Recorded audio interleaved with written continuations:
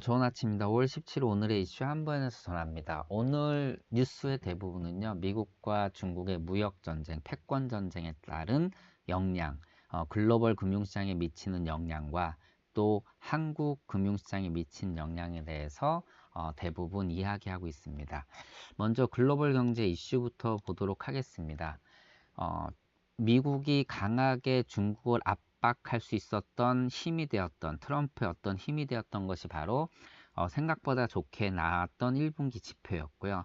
또 중국의 자신감 또한 여러 가지가 있었지만 그 중에서도 좋은 지표, 1분기 좋은 지표들이었는데 사실 4월 발표된 이러한 그 경제 지표들이 다 예상치를 하회하면서 부진했습니다. 그래서 이런 것들이 미국과 중국의 무역 분쟁이 지속된다라면, 갈등이 계속된다라면은 경기가 하강세가 이제 가속화될 수 있고, 이렇다라면 결국은 중국이 이제 경기 부양책을 피는 것처럼 미국은 금리 인하를 할 수도 있을 것이다라는 쪽에 이제 힘이 실리고 있다는 얘기입니다. 결국 뭐 금리는 이제 늘 말씀드리지만 굉장히 이제 시장을 예측하는 데는 중요한 역할을 하고요. 결국 이러한 그 시각에 힘이 실리다 보니까 최근 6주간 가장 낮은 금리로 10년물 국채 금리가 그 이제 나왔다라고 합니다. 그래서 앞으로 금리가 인하된다라면은 뭐 아시다시피 채권 같은 경우는 현재 채권의 이제 값어치가 올라가니까 투자에 대한 포트폴리오 같은 경우도 충분히 이를 반영해서 그 조정할 수 있다라는 것이죠. 그리고 이제 패권 전쟁에 대해서도 어제 잠깐 말씀드렸지만은 결국은 트럼프가 정보통신보를 빌미로 뭐 국가보안법 이야기를 하면서 국가 비상사태를 선포하고 뭐 화웨이와 이제 70개 계열사를 기업 리스트에 올린 다음에 미국 정부의 허가 없이는 뭐 미국 기업들과 이제 거래할 수 없게 만들면서 화해를 정조준해서 이제 뭐 어떻게 보면 기업 자체의 활동을 못하게 막은 거죠. 이러한 이제 조치에 결국은 중국이 가만 있지 않았던 거죠. 열 받아가지고 반대로 이제 강력한 이제 그, 그 분노를 한 중국이 결국 여러 가지 이제 그 조치를 하는데 가장 강력한 조치 중에 하나가 이제 미 국채를 매각하는 거라고 했습니다. 그런데 알고 보니까 이미 3월 달에 중국이 어마어마한 미국 국채를 매도하면서 그 어떻게 보면 이제 그 약간 이제 그 반격에 나선 거죠. 그리고 앞으로도 국채 매각에 대한 어떤 힘이 실리면서 강력한 반격에 나설 수도 있다라고 얘기를 하고 있습니다. 하지만 뭐 지난번에도 말씀을 드렸듯이 미 국채를 매각한다라는 거, 가장 미국 국채를 많이 보유하고 있는 중국이 국채를 내다 판다라는 것, 내다 팔게 되면 국채 가격이 하락할 것이고,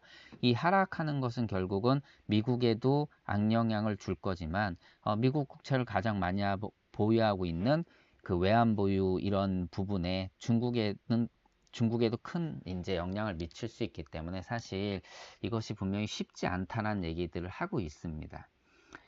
예, 그리고 재택 관련 이슈들을 한번 보도록 하겠습니다.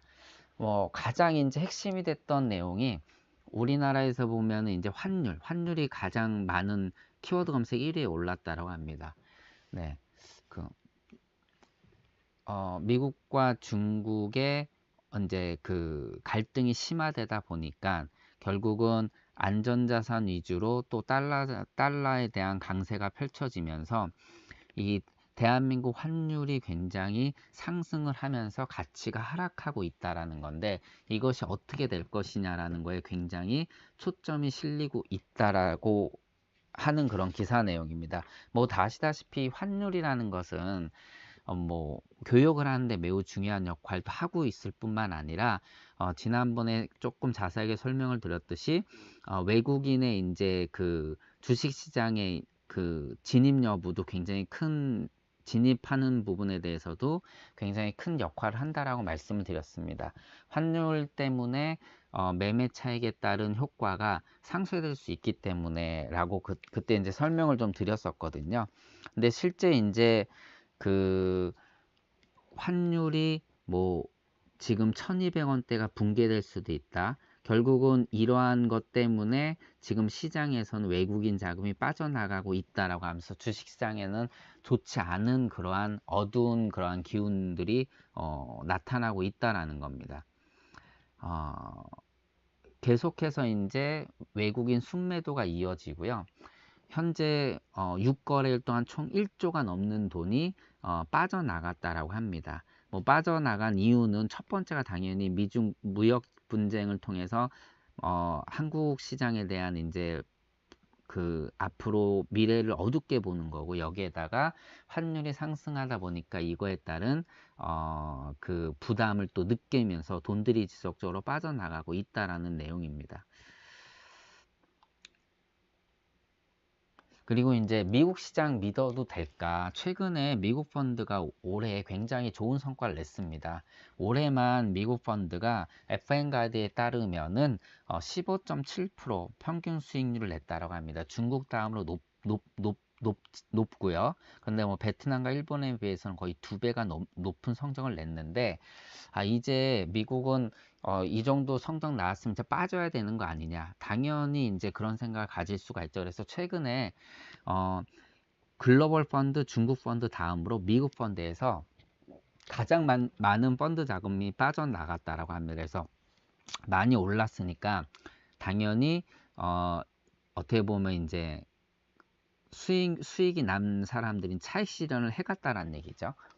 근데 물론 이제 과거에 들어온 사람들은 충분히 차익 실현할 수 있지만, 최근에 들어온 사람들은 분명히 고민할 것입니다. 뭐 이 정도 먹으려고 들어온 것도 아니고, 그런데 지금 어떻게 보면 탑 포인트를 찍고 무역 전쟁 때문에 더 좋지 않은 결과로 이어진다면 지금 빼는 것이 낫냐, 이런 굉장히 큰 고민을 할 텐데요.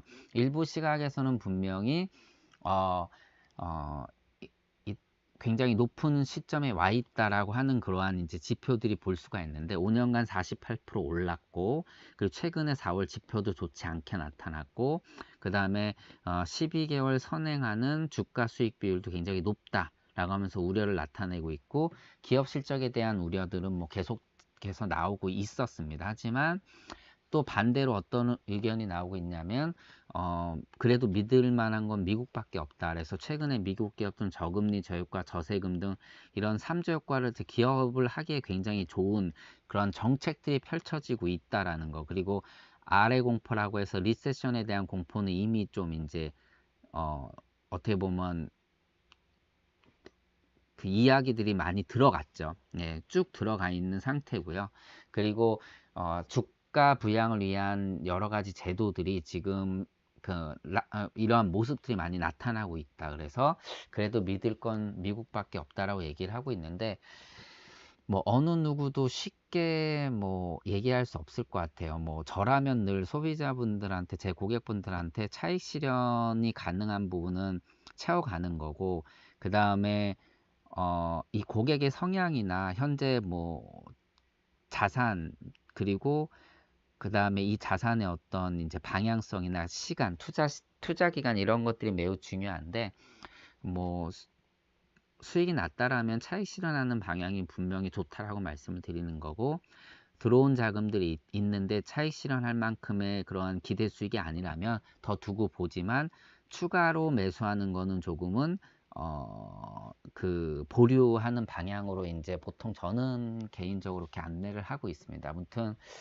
오늘은 결국은 미중 무역 분쟁이 어마어마한 영향을 세계 글로벌 시장에 미치고 있고, 또 대한민국은 뭐 늘 말씀드리지만 결국 중국의 수출 비중이 26%고, 또 70%가 중간재 무역으로 실제 생산품의 5%에 미국의 이제 완성품의 5%에 해당하는 게 한국으로부터 만들어지고 있다 보니까 굉장히 민감한 시장이고요. 가장 큰 영향을 받는 시장임에는 분명합니다. 그렇기 때문에 이 방향에 대해서 이제 그 굉장히 관심을 갖고 봐야 될 필요가 있다라고 보고요. 이를 통해서 이제 자산 포트폴리오가 좀 필요할 것이라고 보고 있습니다.